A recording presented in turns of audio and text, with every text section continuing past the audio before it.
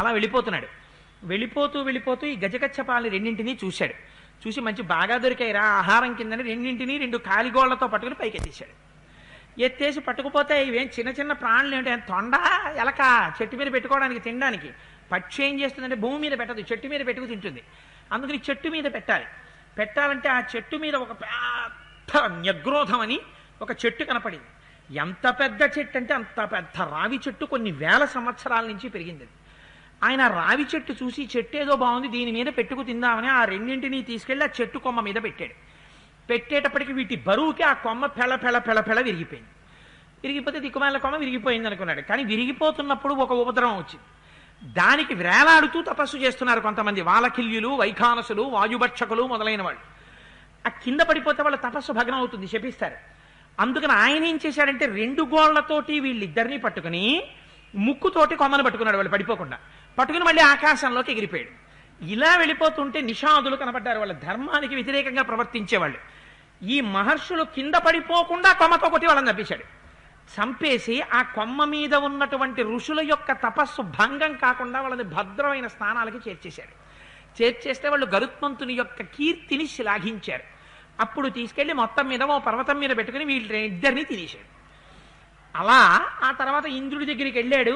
పెద్ద పెద్ద ఊచలతో నిర్మించినటువంటి గదిలో ఉన్నటువంటి ఆ రత్నఖచితమైనటువంటి పాత్రలో ఉన్న అమృతాన్ని తీసుకొచ్చి వినతకి దాస్యాన్ని విమోచనం చేయించాడు. అదిగో అలా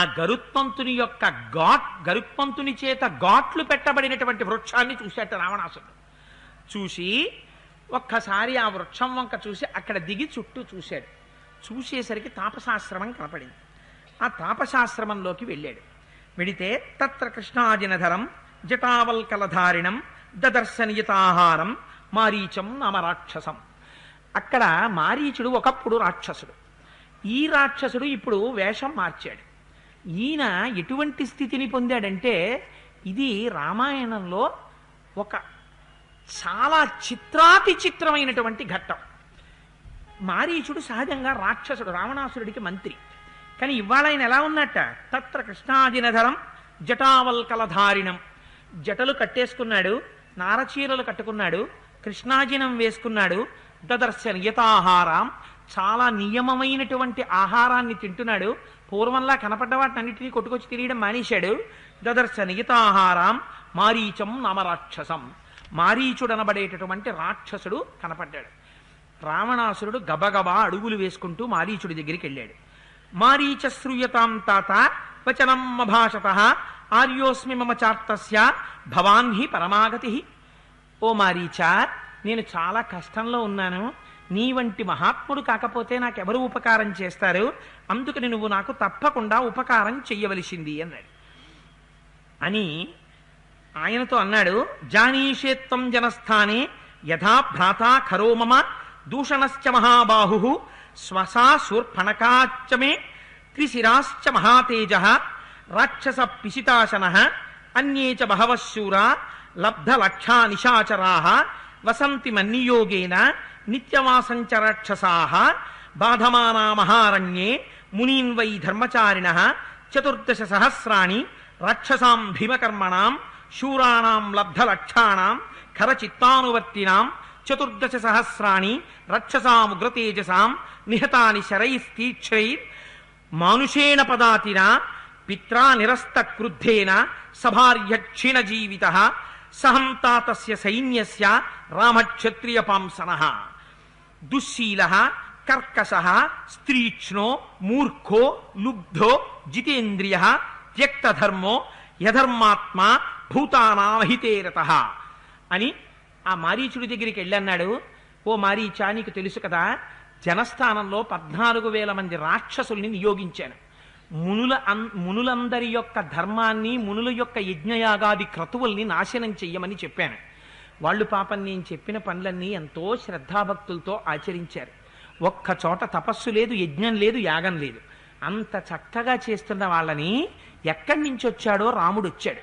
వచ్చి ఆ కరుణ్ణి, దృషణుణ్ణి, త్రిశరస్కుణ్ణి, మహాకపాలుణ్ణి, ఆ స్థూలనేత్రుణ్ణి, 14,000 మంది రాక్షసుణ్ణి భూమి మీద నిలబడి ఒక్కడే చంపేశాడు. నా మనస్సు ఎంత బాధగా ఉందో తెలుసా మారీచా. ఆ రాముడు దుశ్శీలుడు, కర్కశుడు, తీక్ష్ణ స్వభావం ఉన్నవాడు, మూర్ఖుడు, లుబ్ధుడు, ఇంద్రియాల్ని జయించనివాడు, ధర్మాన్ని విడిచిపెట్టినటువంటి వాడు, అధర్మం కలిగినటువంటి వాడు, భూతములన్నింటినీ భయపెట్టేటటువంటి వాడు. అటువంటి వాడు కనుక ఆ రాముణ్ణి నేను బాధ పెట్టాలనుకుంటున్నాను. ఏన వైరం వినారణ్యే సత్వమాశ్రిత్య కేవలం కర్ణనాశాపహరణ భగినీమే విరూపిత. అక్కడతో ఊరుకున్నాడా? పాపం ఏ పాపం చేయలేదు, పిచ్చి తల్లి నా చెల్లి శూర్పణక, దాన్ని పట్టుకుని ముక్కు చెవులు కోసేశాడు. ఎంత బాధగా ఉంటుంది చూడు మారీచా నాకు. తస్య భార్యాం జనస్థాన సీతాం సురసుతోపమాం ఆనయిష్యామి విక్రమ్య సహాయస్తత్రమే. బాధ పెట్టడానికి ఆయన భార్య అయినటువంటి సీతమ్మ దేవకన్యలా ఉంటుందిట, అపహరించి తీసుకొద్దాం అనుకుంటున్నాను.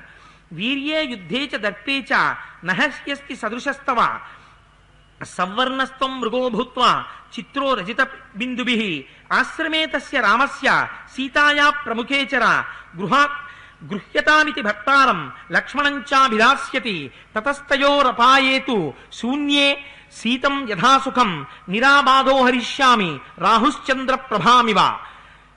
నువ్వు నాకొక్క ఉపకారం చెయ్యి. రాముడితో యుద్ధం చేసి సీతమ్మ తల్లిని అపహరించి తీసుకురావాలంటే అది చాలా కష్టంతో కూడుకున్నది. పైగా అటువంటి రాముడితో యుద్ధం చేయడం అంటే మాటలు కాదు. ఏ యుద్ధము లేకుండా, ఏ ప్రమాదము లేకుండా తేలికగా యుద్ధం చేసేటటువంటి మాట ఒకటి నేను ఒకటి ఆలోచించాను ఉపాయాన్ని. ఆ ఉపాయం నీకు చెప్తాను, నువ్వు అలా చెయ్యి. నువ్వు బంగారు జింకగా మారిపో. నీకు సమస్త మాయలు తెలుసు. నీ ఒంటి మీద వెండి చుక్కలుండాలి. ఆ కొమ్ములిత పూర్వం ఎవ్వరూ చూడని కొమ్ములు ఉండాలి. నీ కడుపు అలా ఉండాలి, నీ తోక అలా ఉండాలి, నీ కాళ్ళు అలా ఉండాలి. నువ్వు సీతమ్మ కంట పడేటట్టుగా ఆశ్రమంలో పరిగెత్తు, అటు ఇటు ఆడు. ఆడుతుంటే సీతమ్మ నిన్ను చూస్తుంది, నాకు ఆ మృగం కావాలంటుంది. రాముడు సీతమ్మ కోరిక తీర్చడానికి నీ వెనకాతల వెడతాడు. నువ్వు అదృశ్యమవుతూ కనపడుతూ అదృశ్యమవుతూ కనపడుతూ రాముణ్ణి చాలా దూరం తీసుకెళ్ళిపోయిన తర్వాత రాముడు బాణం వేసే లోపల ఒక్కసారి హా సీత హా లక్ష్మణ అని రాముడి కంఠంతో అరిచేటప్పటికి రాముడికి కష్టం వచ్చిందనుకుని సీత లక్ష్మణుడిని పంపిస్తుంది. లక్ష్మణుడు రాముడి కోసం వెళ్ళిపోతాడు. ఆశ్రమం శూన్యంగా ఉంటుంది. అప్పుడు నేను వెళ్ళి సీతమ్మని రాహువు చంద్రుణ్ణి ఎత్తుకొచ్చినట్టు ఎత్తుకొస్తానన్నాడు. వాడి నోటంట వాడే వాడి వినాశనాన్ని చెప్పేసుకున్నాడు. చంద్రుణ్ణి రాహువు గ్రసించిన చంద్రబింబం మళ్ళీ ప్రకాశిస్తుంది, రాహువు వదిలిపెట్టేస్తుంది. అంటే సీతమ్మని రావణాసురుడు అపహరించిన సీతమ్మ విడుదల పొందుతుంది, రావణుడే నశించిపోతాడు. పాపగ్రహంతో తనని తాను ఉపమానం చెప్పుకున్నాడు. అందుకని అలా తీసుకొస్తాను, అందులో ఏ ప్రమాదము ఉండదు. అందుకని మారీచా నా మాట విను, నువ్వు బంగారు జింకగా వెండి చుక్కలతో మారిపో అన్నాడు. ఈ మాట విన్నట్ట పాపం మారీచుడు వినగానే ఎవ్వరికీ సాధారణంగా వాల్మీకి మహర్షి వెయ్యనటువంటి ఒక గొప్ప ఉపమానాన్ని ఒక విశ్వామిత్రుడికో, ఒక అగస్త్యుడికో, ఒక వశిష్ఠుడికో, ఒక రామచంద్రమూర్తికో వెయ్యవలసిన ఉపమానాన్ని తీసుకొచ్చి మారీచుడి దగ్గర వేశారు మొట్టమొదటి శ్లోకంలో. ఏమిటా ఉపమానం? తస్య రామ కథాం శ్రుత్వా మారీచస్య మహాత్మనః శుష్కం సమభవద్వక్త్రం పరితప్తో బభూవః ఓష్టౌ పరిలిహన్ శుష్కౌ నేత్రైరనిమిషైరివ మృతభూవ ఇవార్తస్తు రావణం సముదైక్షత. ఈ మాటలు విన్నట్ట ఎవరు? మహాత్ముడైనటువంటి మారీచుడు కూడా రాక్షసుడు కదా. పైగా బాలకాండలో విశ్వామిత్రుడి యొక్క యజ్ఞం ధ్వంసం చేస్తుంటే వెళ్ళి రాముణ్ణి తీసుకొచ్చారు కదా. మరి అటువంటి మారీచుణ్ణి పట్టుకొని మహర్షి మహాత్ముడైన మారీచుడు అనొచ్చా? రామాయణం చదివే ముందు కొన్ని చోట్ల వాల్మీకి మహర్షి కాషన్ ఆర్డర్ వేస్తారు. ఇక్కడి వరకు చదివిన దాన్ని బట్టి మీరేమనుకుంటారు? మారీచుడు కూడా దుర్మార్గుడే అన్న భావనతో మీరు రామాయణాన్ని చదువుతారు. ఎందుకని మీరు బాలకాండలో మారీచుడి గురించి ఏం చదివారు? పరమ దుర్మార్గుడు మారీచుడు అని తెలుసుకున్నాం. ఆ భావనతోనే చదువుతావేమో మారీచుడి గురించి. కొంచెం మనస్సుని స్వస్థత చేసుకుని ఇప్పుడు ఇంకా మారీచుడి గురించి వినడం మొదలుపెట్టు. మారీచుడు ఎలా మాట్లాడతాడో జాగ్రత్తగా గమనించు. మారీచుడు ఇవాళ మహాత్ముడు. ఎలా మహాత్ముడయ్యాడో మీరు అరణ్యకాండలో మారీచుడి యొక్క విధానాన్ని చూసి ఇప్పుడు నిర్ణయానికి రావాలి. ఎంత గొప్ప విశేషణాన్ని వేసేశారో చూడండి. వేసేసి ఆయన అంటారు, ఈ మాటలు విన్నట్ట వినగానే అలా నిలబడిపోయాట. దేవతలు కనురెప్ప వేయకుండా ఎలా నించుంటారో అలా నించున్నట్ట. ఒక్కసారి నాలుక పైకి తీసి పెదవులు తడుపుకున్నట్ట. నిలబడిపోయినటువంటి శవం ఎలా ఉంటుందో అలా నిలబడిపోయాట. రాముడి కథ, రాముడి పేరు వినగానే నిలబడిపోయి ఓసారి రావణాసురుడి వంక చూశాట. చూసి అన్నాడు, ఇంకా ఇక్కడి నుంచి మారీచుడి ప్రసంగం ఉంటుంది కొంతసేపు. యథార్థమునకు నాకైతే అనిపిస్తుంది మారీచుడు చెప్పినటువంటి శ్లోకాలు మనందరం జీవితంలో ఎర్రసిరాతో రాసుకుని ఒక పుస్తకంలో ప్రతిరోజు వాటిని కానీ మనం చదువుకుంటే మన జీవితం ఒక కొత్త మార్పులోకి వెళ్ళిపోతుంది. ఎంత గొప్ప శ్లోకాలు చెప్పాడండి నిజంగా మారీచుడు. వాడు అసాధ్యం కూడా. వాడు అడ్మినిస్ట్రేషన్ దగ్గర నుంచి సామాన్య భక్తుడి వరకు అన్ని విషయాలు మాట్లాడాడు. వాడు మొట్టమొదటి శ్లోకం చెప్తాడు నిజంగా. సులభా పురుషారాజన్ సతతం ప్రియవాదిన అప్రియస్య తు పథ్యస్య వక్త్రా శ్రోతా చ దుర్లభ. రావణ, నేను కొన్ని విషయాలు చెప్తాను విను, కానీ వినే ముందు ఒకటి తెలుసుకో. సులభా పురుషారాజన్ సతతం ప్రియవాదిన. ఎప్పుడూ మన మనస్సుకి ఇష్టమయ్యేటట్టుగా మాట్లాడేటటువంటి వాళ్ళు చాలామంది దొరుకుతారు. కానీ వాళ్ళు మిమ్మల్ని అభ్యున్నతి వైపుకు నడిపించేటట్టుగా మాట్లాడేవాళ్ళు కారు. ఎందుకని అంటే మీ దగ్గర పబ్బం గడుపుకోవాలి, అందుకని మిమ్మల్ని పొగిడి మాత్రమే మాట్లాడతారు. అప్రియస్యతు పథ్యస్వ వక్తా శ్రోతా చ దుర్లభ. ఒక్కొక్కరు మాట్లాడితే అప్రియంగా ఉన్నట్టుంటుంది, కానీ ఆ మాట్లాడేటటువంటి మాటలలో అవతల వారి యొక్క అభ్యున్నతిని గూర్చిన మాటలు ఉంటాయి. అలా మాట్లాడేవాడు జీవితంలో దొరకడు. మంచి చెప్పేవాడు, ఒకవేళ మంచి చెప్పేవాడు దొరికినా శ్రోతాచ దుర్లభ, వినేవాడు దొరకడు. ఎందుకు ఈ మాట అంటున్నాడు? నేను ఇవాళ చెప్తున్నాను నిజమేమిటో, కానీ రావణ నువ్వు వింటావని నాకు నమ్మకం లేదు. ఈ మాట అంటే అసలు వినేది కూడా విండే.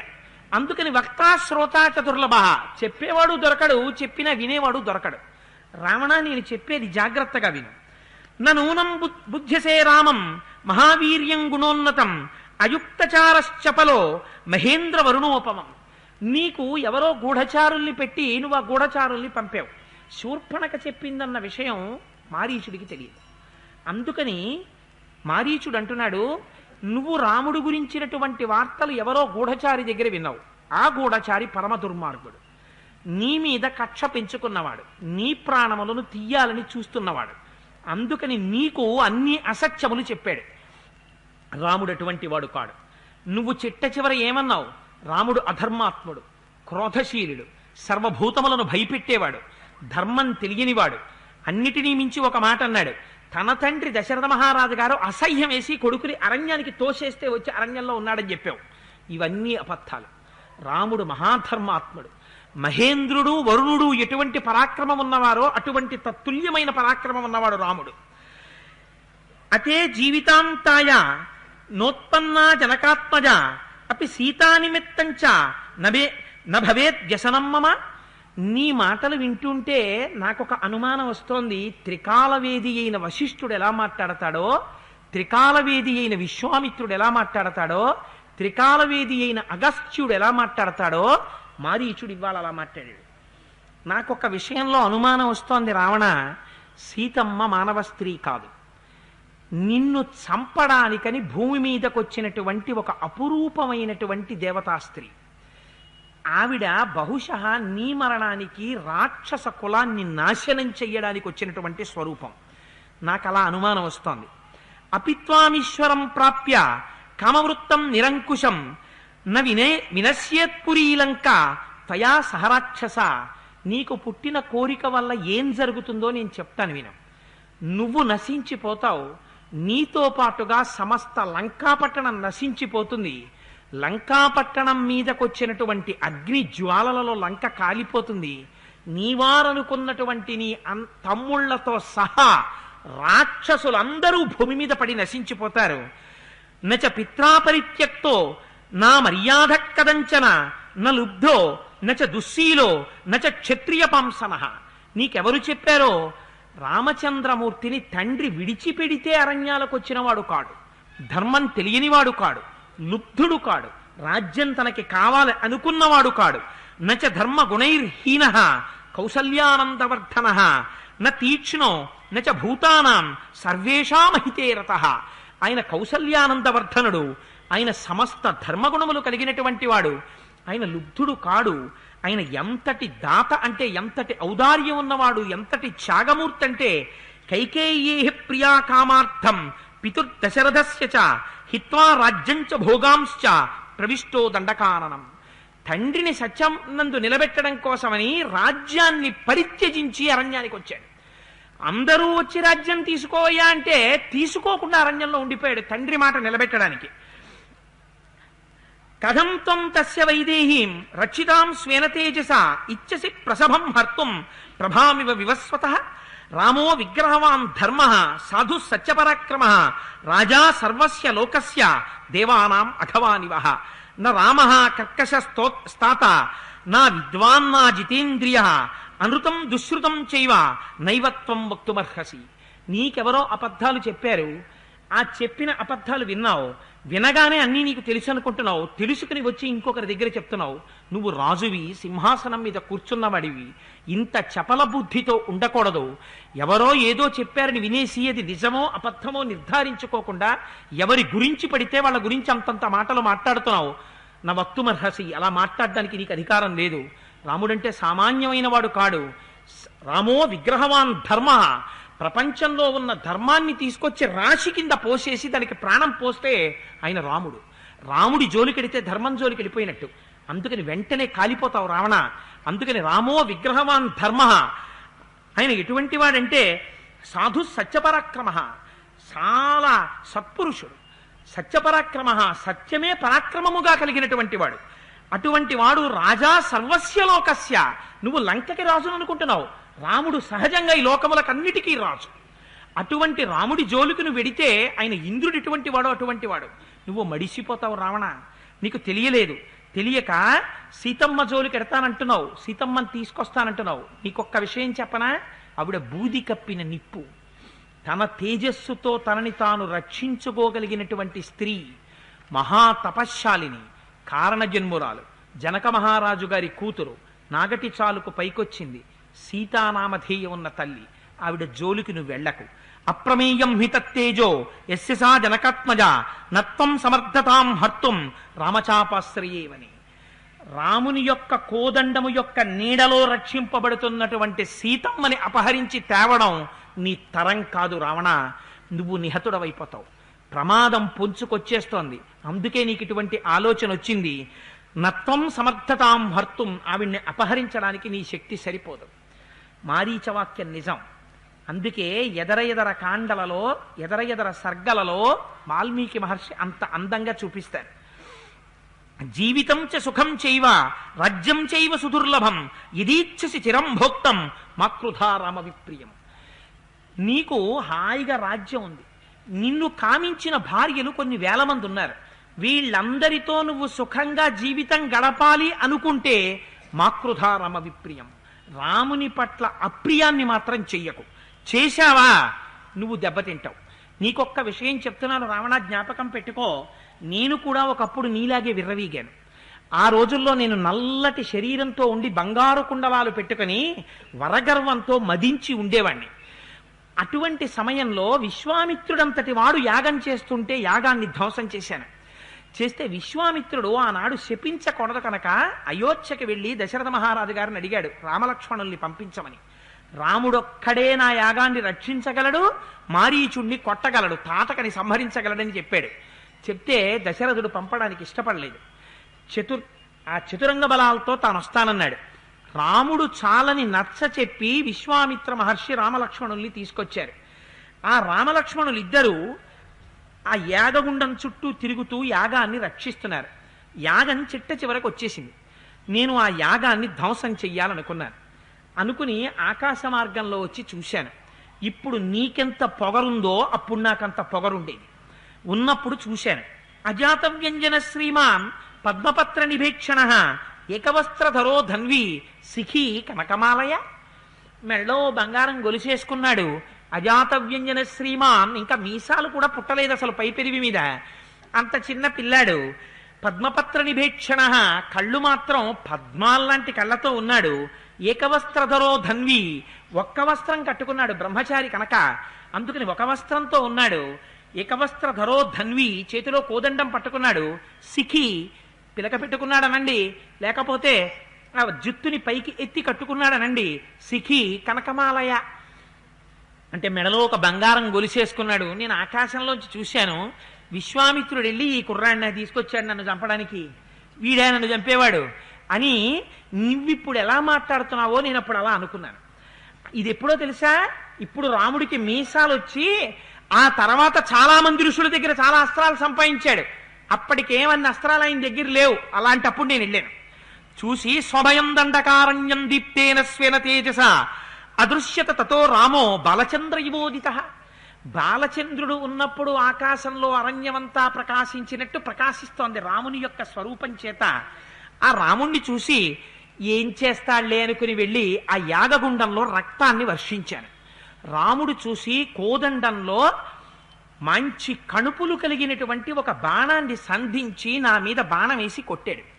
కొడితే తేన ముక్తస్తతో బాణ సితశత్రునిభర్షణ తేనాహం త్వహత క్షిప్త సముద్రే శతయోజినే. 100 యోజనముల అవతలకి వెళ్ళి సముద్రంలో పడిపోయాను. పడిపోతే కొంతకాలం అయిపోయిన తర్వాత నాకు తెలివొచ్చింది. తెలివొచ్చి పైకి లేచాను. లేచిన తర్వాత అప్పటి నుంచి నాకు రాముడన్నా రామబాణం అన్నా హడల్. అప్పుడు రాముడు అగస్త్యుడి దగ్గర ఉపదేశాలు లేవు, విశ్వామిత్రుడి ఉపదేశాలు లేవు, మీసాలు రాలేదు, బ్రహ్మచారి చిన్న పిల్లాడు. అప్పుడు కొట్టాడు నన్ను. ఇప్పుడు ఇంకా ఎన్ని బాణాలు పొందాడో, ఎంత అస్త్ర సంపద పొందాడో సామాన్యమైన వాడు కాడు. అకుర్వంతోపి పాపాని శుచిః పాప సంశ్రయాత్ పరా పాపైర్వినశ్యంతి మచ్ఛానాగ హృదయథ. పాపం తాము ధర్మం చేస్తూ తాము చాలా మంచిగా జీవితం చేసేటటువంటి వాళ్ళు కూడా నిరంతరం అధర్మం చేసేటటువంటి దుష్ట స్వభావం కలిగిన వాడితో సంబంధం పెట్టుకున్నాడా? అటువంటి వాడి వల్ల ఏమైపోతుందంటే పాములు ఉన్నటువంటి సరోవరంలో చేపలు కూడా చేరితే పాముల వల్ల చేపలు నాశనం అయిపోయినట్టు ఈ సరోవరం నిండా పాములు పెరిగిపోతున్నాయిరా అని ఓ రోజున ఏం చేస్తారు, ఆ నీళ్ళన్నీ తీసేసి పాముల్ని కొట్టేస్తారు. చేపల్ని కొడదామని ఎవడో కర్రలు తేడు, పాముల్ని కొడదామని కర్రలు తీసుకొస్తారు, ఆ నీళ్లు తీసేస్తారు, పాములు బయటకు వచ్చేస్తాయి, పాముల్ని కొట్టేస్తారు. పాములు చచ్చిపోతాయి, కొట్టకపోయినా చచ్చిపోయేవేవి, చేపలు చచ్చిపోతాయి. ఎందుకని? పాములున్న సరోవరంలోకి చేరిన చేపల్లా తాను ధర్మాత్ముడైనా తన మార్గంలో తాను బతుకుతున్నా అధర్మాత్ముడితో స్నేహం పెట్టుకున్నవాడు అలా నశించిపోతాడు. అందుకని నీతో స్నేహం పెట్టుకోవడానికి నాకు భయంగా ఉందిరా అన్నాడు. అంటే నీకు ఇటువంటి పాపపుట ఆలోచనలు వస్తున్నాయి. పరదారాభిమర్శాత్తు నాణ్యత్ పాప తరం మహత్ ప్రమదానాం సహస్రాణి తవరాజన్ పరిగ్రహ. నీకు ఈ పరుల భార్యలు తెచ్చుకుందామన్న పిచ్చ కోరిక ఏమిట్రా? నీకు ఇంట్లో 1000 మంది భార్యలు ఉన్నారు, 1000 మంది భార్యలు ఉన్నారు. హాయిగా వాళ్ళతో సుఖంగా ఉండ. కలత్రాణి చ సౌమ్యాని మిత్రవర్గం స్తథైవచ ఇది ఇచ్చసి చిరం భోక్తుం మక్రుధారామ విప్రియం. నీకెవరో స్నేహితులు ఉన్నారు కదా, పొద్దున్నే వాళ్ళ దగ్గర లిస్ట్ ఒకటి ఉంటుంది, ఎవరిని కొడదామంటుంటావు, వాళ్ళ దగ్గరికి వెడుతుంటావు, కొడుతుంటావు, కొండలు విసురుతుంటావు, సూర్యచంద్రులను అడ్డగిస్తుంటావు, సముద్రాల దగ్గరికి వెళ్ళి వాటిని క్షోభింపజేస్తుంటావు. ఏదో ఇలా బతుకుతున్నావు కదా హాయిగా. రాత్రి అయ్యేటప్పటికీ ఆబోతు ఆవులతో క్రీడించినట్టు ఆ స్త్రీలతో క్రీడిస్తుంటావు. అలా బతుకు హాయిగా. ఏదో వెళ్ళిపోతాను కదా నీ జీవితం. నీకు పిచ్చ కోరిక ఏమిటిరా? సీతమ్మని ఎత్తుకొస్తానంటావు, నిష్కారణంగా చచ్చిపోతావురా. వద్దొద్దు నీకు ఆ కోరిక. కలత్రాణి చ సౌమ్యాని మిత్రవర్గం స్తథైవచ యదీచ్ఛసి చిరం భోక్తుం మాకృధారామ విప్రియమ. రాముడి జోలికి వెళ్ళకరా, నువ్వు చచ్చిపోతావు నిష్కారణంగా అన్నాడు. పాపం ఉన్నది ఉన్నట్టు నిజంగా ఎంత అందంగా ఎంత గొప్పగా మాట్లాడాడో చూడండి. చెప్పి ఇంకొక మాట చెప్పాడు. నేను అలా వచ్చి జాగ్రత్తగా ఉన్నాను అనుకుంటున్నావేమో, మళ్ళీ నాకు కొమ్ములు వచ్చాయి. కొన్నాళ్ళకి కొమ్ములు వచ్చి ఆ రాముడు మళ్ళీ కనపడతాడేమిట్లే, అయోధ్యకి వెళ్ళిపోయి ఉంటాడనుకుని ఓ రోజున ఒక పెద్ద మృగరూపం పొందాను. నాలాంటి వాళ్లే నీలాంటి వాళ్ళు నాకు స్నేహితులు ఉంటారుగా, అలాంటి వాళ్ళను 2-3 పిలిచాను. పిలిచి ఒరే మీరు కూడా మృగరూపం ధరించండిరా, మృగరూపంలో మనం తాపసులైనటువంటి వారి యొక్క ఆశ్రమాల దగ్గరికి వెడదాం. వెళ్ళి అక్కడ తాపసులు పాపం కూర్చుని తపస్సు చేసుకుంటుంటారు.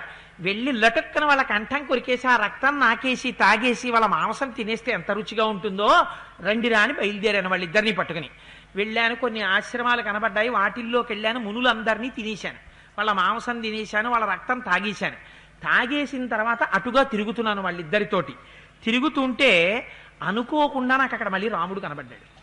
ఈసారి రాముడు నారచీర కట్టుకుని కృష్ణాజినం వేసుకుని జటలు కట్టుకుని సీతమ్మతో లక్ష్మణుడితో కలిసి తపస్సు చేసుకుంటున్న వాళ్ళ చేతిలో కోదండం మాత్రం పట్టుకుని కూర్చున్నాడు. చూసి నేను అనుకున్నాను, ఓహో రాముడు మారిపోయాడు.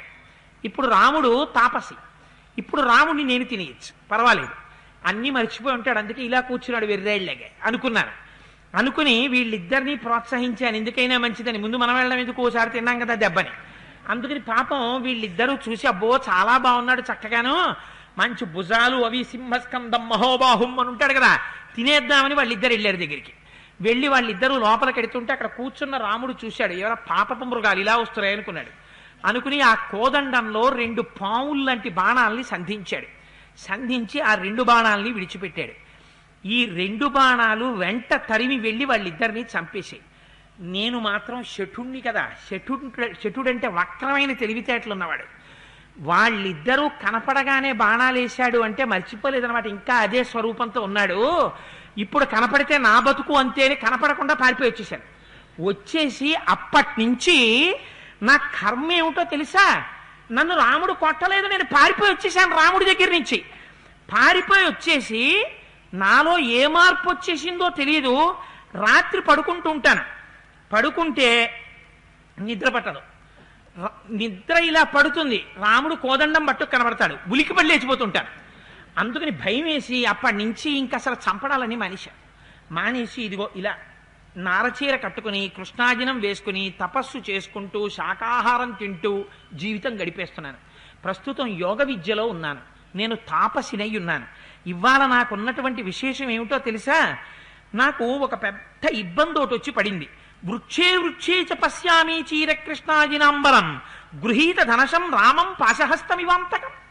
నేను ఎప్పుడైనా అలా తిరుగుదామని చెప్పి ఏ కందమూలాలో తెచ్చుకుందామని బయటికి వచ్చాననుకో, కొమ్మ కొమ్మ మీద రాముడు, రెమ్మ రెమ్మ మీద రాముడు, కాయ కాయ మీద రాముడు, ప్రతి చోట రాముడు, గడ్డి పరక మీద రాముడు, భూమి మీద రాముడు, నీటి మీద రాముడు, ఎక్కడ చూసినా వృక్షే వృక్షే చ పశ్యామి, ప్రతి చెట్టు మీద రాముడే. చీర కృష్ణాజినాంబరం, నారచీర కట్టుకుని పైన కృష్ణాజనం వేసుకుని గృహీత ధనుషం రామం, చేతిలో కోదండం పట్టుకుని నాకు కనపడుతుంటాడు. పాశహస్తమివాంతకం, నన్ను చంపడానికి యముడొచ్చాడా అన్నట్టు కనపడుతుంటాడు. అందుకని నేను బయటికి వెళ్ళడం కూడా మానేశాను, నాకంత భయం. అపిరామ సహస్రాణి భీత పశ్యామి రావణ రామభూతమిదం సర్వం ఆరణ్యం ప్రతిభాతిమే.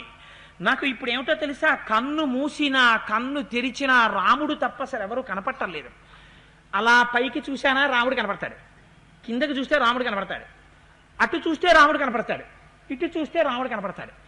ఇంకా అన్ని చోట్ల రాముడే కనపడుతున్నాడు. నాకు లోకమంతా రామమయమైపోయి కనపడుతోంది. అంతా రామమయమై కనపడుతుంటే నేను ఎవరిని ఖేద పెట్టను, నేను ఎవరి జోలికి వెళ్ళను.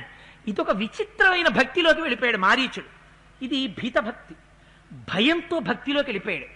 ఇప్పుడు ఎటువంటి ఉపాసనలోకి వెళ్ళిపోయాడంటే మారీచుడికి రాముడు తప్ప ఇంకొకటి కనపట్టలేదు. మీరు అంగీకరించాలా అంగీకరించద్దా?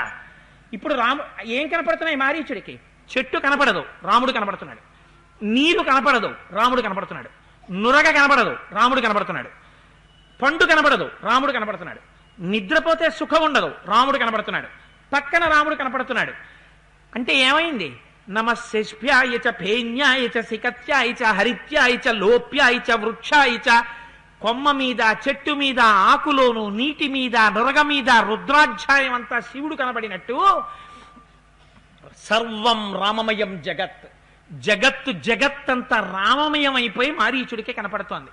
ఇలా కనపడినప్పుడు నామరూపాత్మకమైన జగత్ అదృశ్యమైపోయి రాముడు ఒక్కడే కనపడడం, పరబ్రహ్మ దర్శనం అవడం.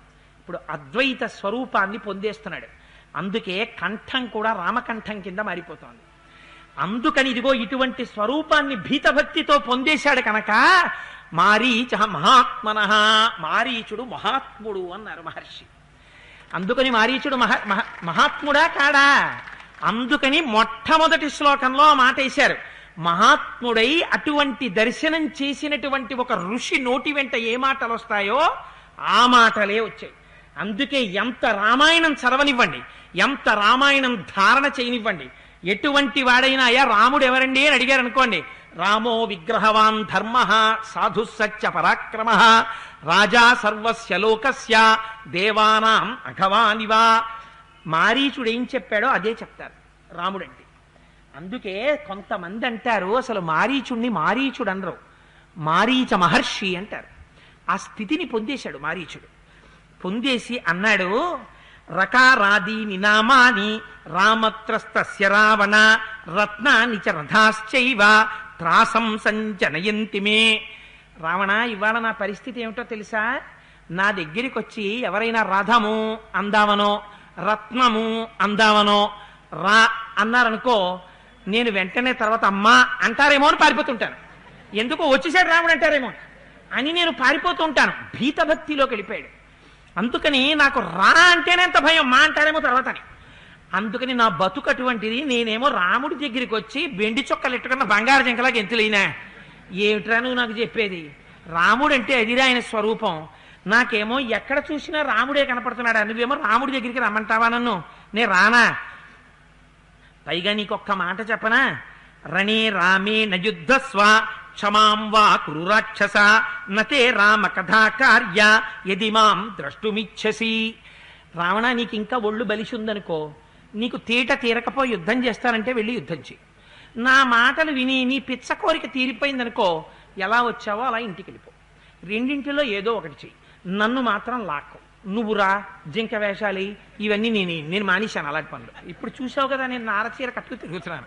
నా బతుకు ఇది, నాకు రాముడే కనపడుతున్నాడు. నేను రాలేను. నాకు ఇంకా కొంతకాలం బతికి ఇలా తపస్సు చేసుకుందాం, యోగంలో ఉందామని ఉంది.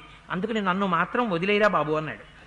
అని అన్నాడు. రే, నువ్వు అస్తమానం మా చెల్లి శూర్పణక ముక్కు చెవులు కోసేశాడు అంటున్నావు కదా, ఆ కరుడు అలాగే కదా అని యుద్ధానికి వెళ్ళాడు. అసలు మీ చెల్లి శూర్పణక ఏం చేయకపోతే ముక్కు చెవులు కోశారో మీ ఎవరైనా అడిగారా అని అడిగాడు. ఎంత గొప్ప మాట అడిగాడో చూడండి. ఇప్పటి వరకు ఈ మాట అడిగిన వాడు లేడు. ఇంత ధైర్యంగా రావణాసురుణ్ణి అడగగలిగాడంటే లోకంలో రాముడు తప్ప వేరొకడు లేడు. చస్తే ఆయన చేతిలో పోతాను, బతికినా ఆయన చేతిలోనే పోతాను తప్ప వీళ్ళు నన్నేం చేస్తారని ఇంకా ధైర్యానికి తెగింపుకొచ్చేసాడు ఆయన. అందుకే ఎంత మాట అన్నాడో చూడండి. యది శూర్పణకాహేతో జనస్థానగతకర అతివృత్తో హతపూర్వం రామేణ క్లిష్టకర్మణ. మా చెల్లెలి ముక్కు చెవులు కోసేశారు, మా చెవులు ముక్కు చెవులు కోసేశారని చెప్పేసి ఇలాగే వెర్రెక్కి అసలు ఏం జరిగిందో తెలుసుకోకుండా కదా కరుడెళ్ళి రాముడి మీద పడిపోయాడు యుద్ధానికి. 14,000 మందిని పట్టుకుని ఒక్కడి మీదకి యుద్ధం చేయడానికి మీరు ఒళ్ళు కండకావరం ఎక్కి 14,000 మంది వెళ్ళారా? వెళ్ళి ఆయన చుట్టూ నిలబడి పరిగెలు విసిరి, శూలాలు విసిరి, బాణాలు విసిరి దర్శనం చేసేశాడు మారీచుడు. యుద్ధం చేశారా? ఇంతమంది వెళ్ళి పడిపోతే ఊరుకుంటాడు ఆయన? ఆయన ధర్మాత్ముడు, కోదండ విద్యాపారంగతుడు, క్షత్రియుడు. తన్ని తాను రక్షించుకోవాలి కనుక అందరి పీకలు కోశవతల పారేశాడు. అసలు మీ చెల్లి ఏం చేసిందో ఎప్పుడన్నా అడిగావురా?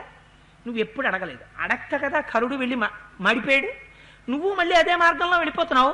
నీ ముక్కు చెవులు ఎందుకు కోసేశారే నిజంగా చెప్పు అని నువ్వు అడిగావా ఎప్పుడైనా? నువ్వు అడగలేదు. మీ చెల్లి ఏదో చెప్పింది, ఆ చెప్పిన మాట నమ్మి ఆయన మీద వెళ్ళిపోతున్నారు. మడిసిపోతావురా నువ్వు కూడా. మీ తమ్ముడు వెళ్ళిన మార్గం ఏదుందో కరదూషణాదులు, అటే నువ్వు కూడా వెళ్ళిపోతావు.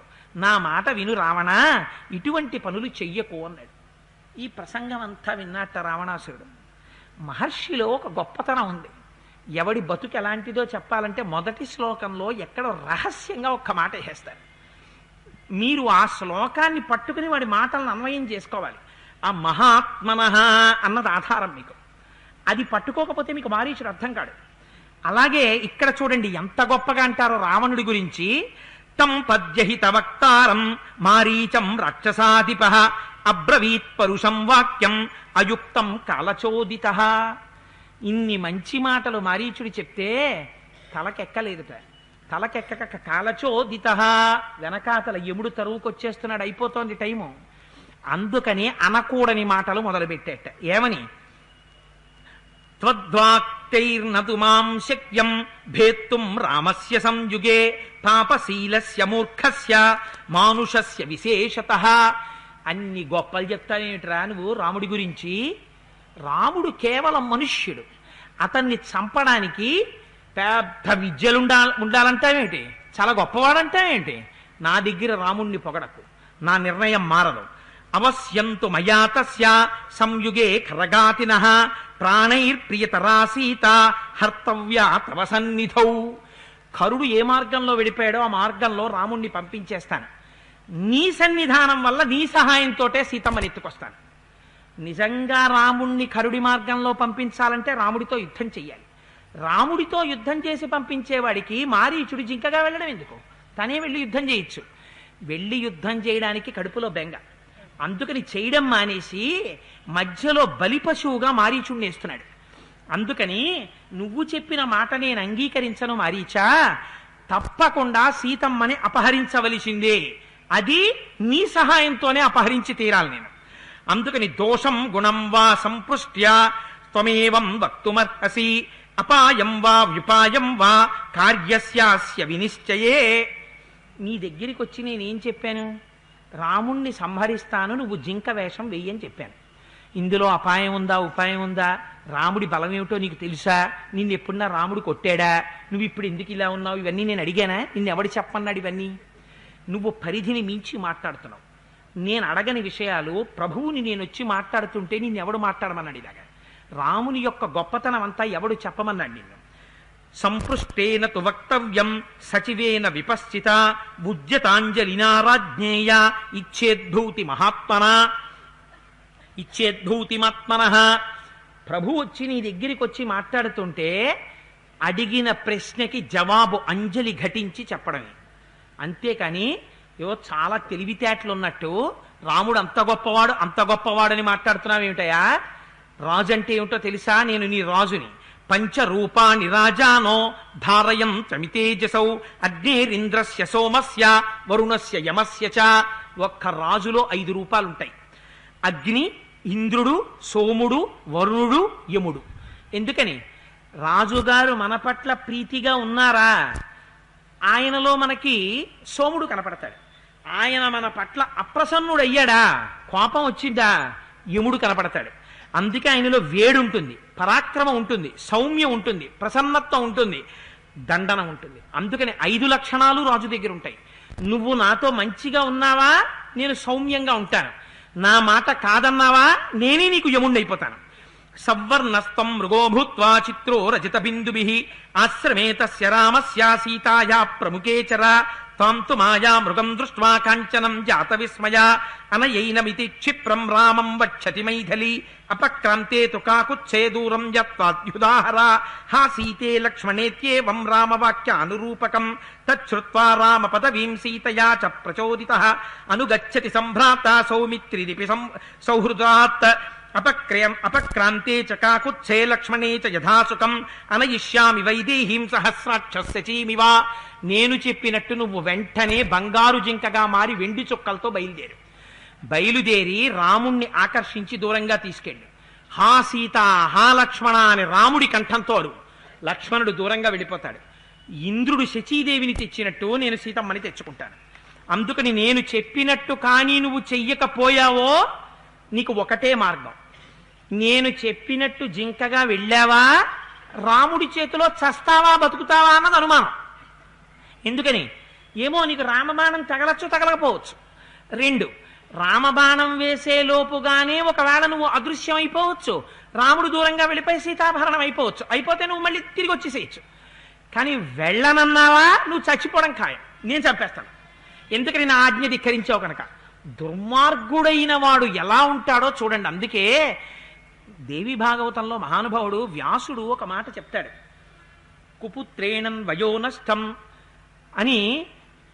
ఒక కొడుకు కాని దుర్మార్గుడైన వాడు పుట్టాడు అనుకోండి, వాడి వల్ల వంశం అంతా నశించిపోతుంది. అలాగే కుభార్యేణం వయోనష్టం, భార్య కాని దుర్మార్గురాలు దొరికింది అనుకోండి, ఆ జీవితం నాశనం అయిపోతుంది. ఒకవేళ కుభోజనేన దివసం, ఒక రోజు తిన్న భోజనం మంచిది కాదనుకోండి, ఆ రోజు పాడైపోతుంది. ఎందుకని? మనస్సు నిలబడదు భగవంతుడి దగ్గర. అందుకని కుభోజనేన దివసః కుమిత్రేణ సుఖంకుతః. స్నేహితుణ్ణి ఎంచుకునేటప్పుడు సరి అయిన వాణ్ణి ఎంచుకోకపోతే అసలు జీవితంలో ఇక సుఖం అన్నది ఉండదు. అందుకే మిగిలినవన్నీ ఎలా ఉన్నా పర్వాలేదు, వీడు నా స్నేహితుడు, నా మిత్రుడు అని చెప్పుకునేటప్పుడు మాత్రం చాలా జాగ్రత్తగా చెప్పడం నేర్చుకో. ఎవరిని పడితే వాళ్ళని మాత్రం నీ స్నేహితుడు మిత్రుడని చెప్పకు. ఎవరితో సంబంధం పెట్టుకోవడం వల్ల నీకు ఈశ్వరానుగ్రహం కలుగుతుందో వారినే స్నేహితులుగా మిత్రుడిగా చేర్చుకోవడం నేర్చుకో. అందుకని వాడన్నాడు, ఆసాధ్యతం జీవిత సంశయస్తే మృత్యుర్ధ్రువో యద్యమయా విరుధ్య ఏతద్యథావ ప్రతిగృహ్య బుద్ధ్యా యతత్ర పద్యం కురుతత్తధాత్వం. నేను చెప్పినట్టు విన్నావా, తిరిగి వస్తే అర్ధరాజ్యం ఇస్తాను. బతికావా చచ్చిపోతావా అన్నది నీ అదృష్టం మీద ఉంటుంది. నేను చెప్పిన మాట వినలేదా, ఇప్పుడే చచ్చిపోతావు. ఎందుకని, నేనే చంపేస్తాను. రెండిలో ఏం చేస్తావో నీ ఇష్టం అన్నాడు. ఈ మాట విన్నట్ట దుర్మార్గుడివి నీ చేతిలో చచ్చిపోతే నాకేం కలిసి వస్తుందిరా, ఇంకా ఎలాగో చచ్చిపోయే టైం వచ్చేసింది. ఉన్న మాట చెప్పేస్తాను, యథార్థమైన మాట. ఇవి మన జీవితంలో నిజం చెప్తున్నాను. ఆఫీసర్లైన వాళ్ళు కూడా, రాజులైన వాళ్ళు కూడా మారీచుడు చెప్పినటువంటి మాటల్ని మనస్సులో జాగ్రత్తగా జ్ఞాపకం పెట్టుకోవాలి.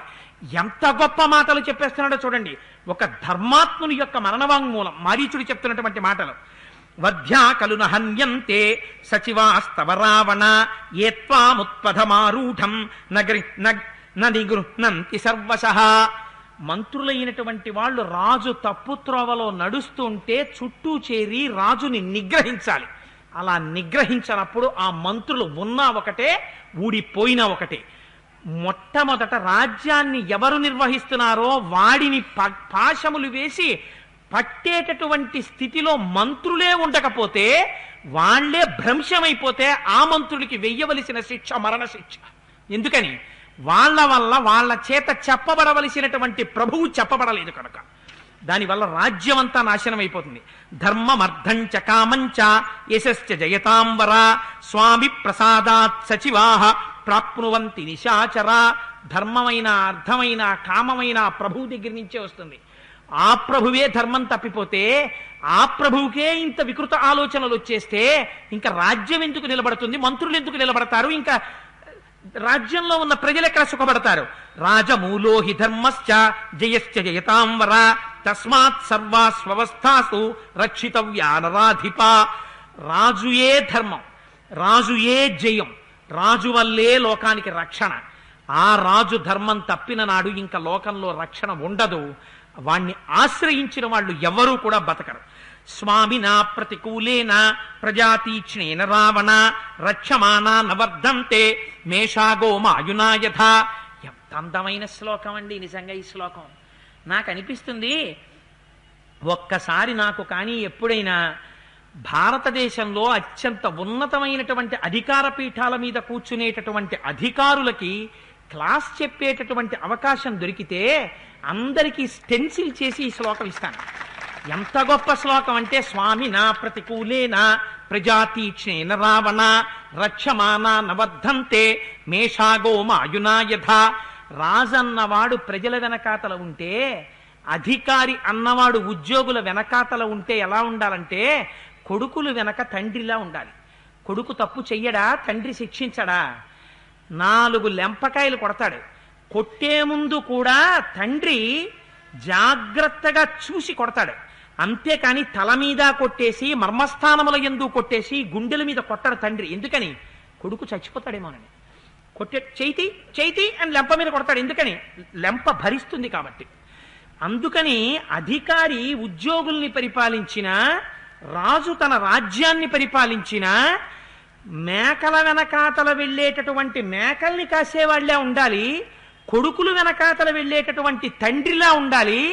అంతేకాని సీట్లో కూర్చున్న దగ్గర నుంచి ఎవడికి ఛార్జ్ షీట్ ఇచ్చేద్దాం, ఎవడికి మెమో ఇచ్చేద్దాం, ఎవడి ఇంక్రిమెంట్లు కట్ చేసేద్దాం, ఎవడిని ఎక్కడి నుంచి ఎక్కడికి ట్రాన్స్ఫర్ చేసేద్దాం, ఎవడి జీవితాన్ని ఎలా బలి తీసుకుందామని చూసిన వాడు అధికారి కాడు, రాజు కాడు. అది దుర్వృత్తి, అది ఉండకూడదు. అలా ఉన్నవాడు మేషాగోమ అయునాయథ, వాడు ఆవుల వెనక వచ్చిన నక్క లాంటివాడు. వాడి వల్ల ఆ ఉద్యోగులకే భద్రత లేదు, వాడి వల్ల ఆ ప్రజలకే భద్రత లేదు. ఇంకా రాజ్యం ఎక్కడ నిలబడుతుందిరా? నువ్వు రాజువేమిట్రా? నువ్వు రాక్షసుల వెనకాల, నీ ప్రజల వెనకాతల ఆవుల వెంట నక్క లాంటి వాడివి. నీ చర్యల వల్ల నీతో పాటు నీ లంక, నీ రాక్షసులు, నీ రాజ్యం సమస్త నశించిపోతుంది. ఈ శ్లోకం జ్ఞాపకం ఉంటే ప్రమోషన్ ఇచ్చే ముందు ఈ శ్లోకం ఓసారి ఇంటి దగ్గరికి వెళ్ళి 108 సార్లు జపం చేసి రేపు వచ్చి దీని అర్థం చెప్పి కొత్త పోస్టులో కూర్చోని చెప్పాలి అధికారం ఇచ్చే ముందు. ఎంత గొప్ప! అందుకే రామాయణం రాజనీతి శాస్త్రం. రామాయణంలో లేని రహస్యాలు లేవు. ఎంత గొప్ప మాట చెప్పారో చూడండి. డిసిప్లినరీ యాక్షన్ తీసుకునే ముందు కూడా ఎంత రెస్ట్రైంట్తో ఉండాలో, ఎంత జాగ్రత్తగా ఆలోచించాలో, అధికారం ఉన్నవాడు ఎంత మర్యాదగా ఉండాలో. రాజంటే ఇప్పుడు అధికారం ఉన్నవాడు అధికారే కదా, ఎలా బ్రతకాలో, తన కింద వాళ్ళని ఎలా చూడాలో, ఎలా జాగ్రత్తలో నడిపించాలో నేర్పాడు మహానుభావుడు. అంత గొప్పగా మాట్లాడు. మారీచుడా, అందుకే మహాత్మనః ఎన్ని విషయాలు చెప్తున్నాడు అని చెప్పి, అవశ్యం వినశిష్యంతి సర్వే రావణ రాక్షసాః ఏషాం త్వం కర్కశో రాజా దుర్బుద్ధిరజితేంద్రియ. నీలాంటి దుర్మార్గుడు రాజుగా ఉన్నాడు కనుక ఆ రాజ్యంతో పాటు ఆ రాక్షసులు నశించిపోతారు. తాను ఆఫీసర్గా వచ్చిన వాడు ఆ సంస్థనే మూసేయమని ఫైల్ మీద సంతకం పెట్టి వెళ్ళిపోతే, ఆ యూనిట్ క్లోజ్ చేసేస్తే, వాడికి పేరు పక్కన అక్షరాలు ఉన్నాయి కనుక వాడు ఏదే ఉద్యోగంలోకి పోతే ఇక్కడ ఉన్న వాళ్ళు డిస్మిస్ అయిపోయి పిల్లల్ని పోషించుకోలేక రోడ్డు మీద పడేటట్టు చేసినటువంటి దుర్మార్గుడైన అధికారి ఎటువంటి వాడు, అటువంటి వాడివిరా నువ్వు, నీ వల్ల నాశనం అయిపోతోంది లంకంతాను అని ఎంత గొప్ప మాటలు చెప్పాడో చూడండి. ఇది నీ బలహీనత, నీ వల్ల మొత్తం లంక నాశనం అయిపోతోంది. తదిదం కాకతాళీయం ఘోరమా సాధితం మయా అత్రైవ శోచనీయస్తం ససైన్యో వినశిష్యసి. ఇవాళ నేను ఒక ఘోరాతి ఘోరమైన విషయాన్ని చూస్తున్నాను. నీ సైన్యం కూడా నశించిపోతుంది. ఎందుకని? వాళ్ళ తప్పేమీ లేదు. నీవు చేసేది ధర్మయుద్ధం కాదు. సీతమ్మ తల్లిని అపహరించి తెస్తున్నావు, రాముడు వస్తాడు, నువ్వేం చేస్తావు? నువ్వు వెళ్ళవు యుద్ధానికి. మొదట అమాయకులు నీ సైన్యాన్ని పంపిస్తావు. నువ్వు పెట్టిన కూడు తిన్నారు కనుక కాదనలేక సైన్యం యుద్ధానికి ఎడతారు. ఇన్ని కోట్ల మంది రాక్షస సైన్యం నశించిపోతుంది. వీళ్ళ భార్యలందరూ ఏడుస్తారు. దేనికి? నువ్వు ధర్మంగా ఒక రాజుగా ఆక్రమణకి వెడుతున్నావా? మదించి వేరొకడి భార్యను అపహరించడానికి ఎడుతున్నావు. నీ వ్యక్తిగత కోరికకి నీ కింద ఉన్న వాళ్ళు బలైపోయే రోజు వస్తోంది. అడ్మినిస్ట్రేషన్లో నేను పర్సనల్ మేనేజ్మెంట్ చదువుకుంటున్న రోజుల్లో I never forget it. Edwin B Flippo అని ఒక రైటరు పర్సనల్ మేనేజ్మెంట్ గురించి ఒక గ్రంథం రాస్తూ ఒక అందమైన మాట అంటాడు. An effective manager and a successful manager is a manager who can effectively synchronise the aims, personal aims of the officials as well as the objectives of the organisation. An officer is not a successful officer who always resorts to disciplinary action and goes on creating bloodshed with the help of a soldier and a sword. He who administers his kingdom by conquering the hearts of his people and by synchronizing the aims of the organization with that of the personal objectives of the individual, he is a successful officer. ఒక వ్యక్తికి వ్యక్తిగతంగా ఉండేటటువంటి ధ్యేయాల్ని తన organisation ఏ అయితే కార్యాలయానికి తాను దక్షుడిగా ఉన్నాడో వాటి రెండింటినీ కలపడంలో సంఘర్షణ లేకుండా తన కింద పని చేసేటటువంటి వ్యక్తుల యొక్క వ్యక్తిగతమైనటువంటి విషయాల్ని తాను తెలుసుకుంటూ వాళ్ళు ఎక్కడ దారి తప్పుతున్నారో సలహాల ద్వారా, శిక్షల ద్వారా వాళ్ళని మార్చుకుంటూ ఇటు తన సంస్థని ఇటు వ్యక్తుల్ని రెండింటి ధ్యేయములను కలగలపగలిగినటువంటి వాడు ఎవడున్నాడో వాడు మేనేజర్. అంతేకాని కత్తిని సైనికుల్ని పట్టుకుని కుత్తుకల్ని కత్తిరించేవాడు ఆఫీసర్ ఎందుకు అవుతాడన్నాడు. So keep this in mind if you occupy the position of a personal manager అన్నాడు. So I never forget it. Edwin B Flippo, it's an excellent statement. అలా మారీచుడు చెప్పిన దాన్ని రీరైట్ చేశాడంతే ఎడ్విన్ బి ఫిలిపో. అందుకని ఎంత అందమైన మాట చెప్పాడో చూడండి. అందుకని ఇలా పాడైపోతుంది రావణ. జాగ్రత్త వహించు. దర్శనాదేవ రామస్య హతం మాముపధారయ ఆత్మానంచ హతం విద్ధి హృత్వాం సీతా సంబాంధవం. రామచంద్రమూర్తి చూస్తుండగా నువ్వు కాని ఆ సీతమ్మని తెచ్చావా, నువ్వు అసలు యుద్ధంలోనే నిలబడలేవని తెలుసు కనుక రాముడు లేనప్పుడు సీతమ్మని తీసుకొచ్చి పరదారాగ్రహణం చెయ్యాలని ప్రయత్నం చేస్తున్నావు. నీకే తెలుసు నువ్వు చేస్తున్నది పొరపాటు, నువ్వు పిరికివాడివి, నువ్వు యుద్ధంలో నిలబడలేవనడానికి ఇంతకన్నా ప్రబల సాక్ష్యం ఏం కావాలి? అందుకని నువ్వు రాముడి చేత మరణించడం మాట అలా ఉంచు, నన్ను జింకగా వెళ్ళు అంటున్నావు. అసలు నేను ఇలా జింకగా వెళ్ళి అలా ఆడు ఇలా ఆడు ఇల్లాగింతు సీతమ్మను ఆకర్షించని చెప్తావేమిట్రా? నేను నీకు మాట ఇచ్చాను కనుక ప్రభుభక్తితో నా కొన ప్రాణం వరకు ప్రయత్నిస్తాను. కానీ నా బలహీనత చెప్పనా? సీతమ్మ చూడక ముందు రాముడు నన్ను చూశాడు అనుకో, నేను వెంటనే పడిపోతాను, నా పని అయిపోయినట్టే. ఆ తర్వాత నువ్వు సీతమ్మని తెస్తావు కదూ, రాముడు చూసి నేను ఒక్కడిని చచ్చిపోతాను. సీతమ్మని తెచ్చి నువ్వు బంధుమిత్ర కలత్ర పరిత్ర నీ యొక్క పరివార సహితంగా నువ్వు చచ్చిపోతావు. నీ ఆలోచన వల్ల జరిగేది ఏమిటంటే నువ్వు పోతావు, నీతో పాటు అందరూ పోతారు, నేను పోతాను. కాకపోతే ముందు నష్టం ఎవరికంటే నేను పోతాను. ముందు నేను పోతాను రా. నువ్వు చెప్పింది నహి రామం పరాక్రమ్య జీవన్ ప్రతినివర్తతే వర్తతే ప్రతిరూపోసౌ యమదండ హతస్యతే. ఇంకా నువ్వు ఈ మాట చెప్పి నేను ఒప్పుకోగానే నా ప్రాణాలు పోయాయిరా ఇంకా. ఎందుకంటే రాముణ్ణి చూడ్డానికి వస్తున్నాను, రాముణ్ణి చూడ్డానికి వెడుతున్నాను అనగానే నా ప్రాణాలు పోయాయి. అధర్మ బుద్ధితో రాముడి ముందుకెళ్ళి నిలబడ్డామా? ఇప్పుడు నీ ముందున్నది ఏమిటో తెలుసా రావణ? మారీచుడనబడేటటువంటి బొమ్మ ఉంది.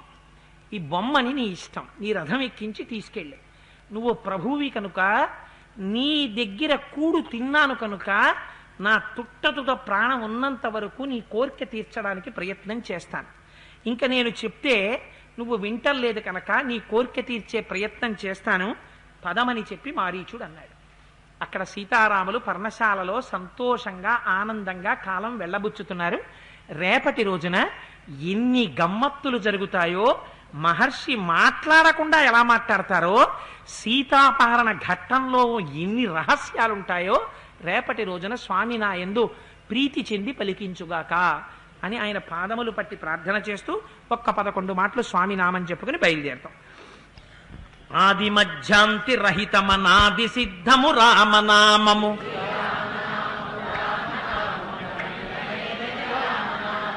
సకల జీవులలోన వెలిగే సాక్షిభూతము రామనామము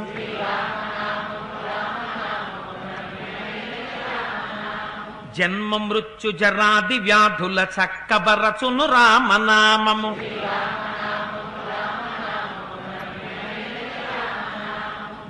మోహములను త్రించునది శ్రీరామనామము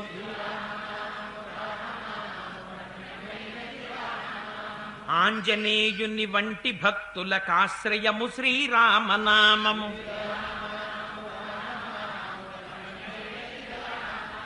సృష్టి స్థితి లయ కారణం బగు సూక్ష్మ రూపము రామనామము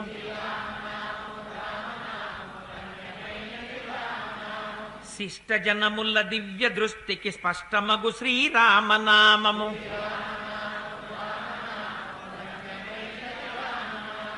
భక్తి చేత మందంగా అంటున్నారా, లేకపోతే రేపు మారీచుడితో రావణుడు వచ్చేస్తున్నాడని బెంగ పెట్టుకుని మందంగా అంటున్నారా? శిష్ట జనముల దివ్య దృష్టికి స్పష్టమగు శ్రీరామనామము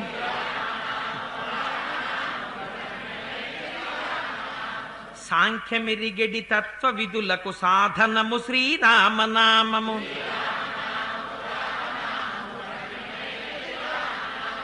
యుద్ధమందు మహోగ్ర రాక్షస యాగధంసము రామనామము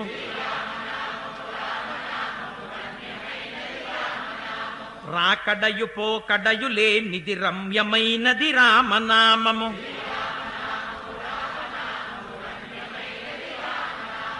ఆత్మ సంయమ యోగ సిద్ధికి ఆయుధము శ్రీరామనామము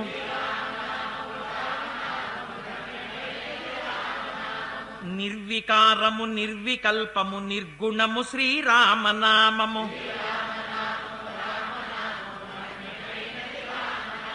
కోటి జన్మల పాపమెల్లను రూపుమాపును రామనామము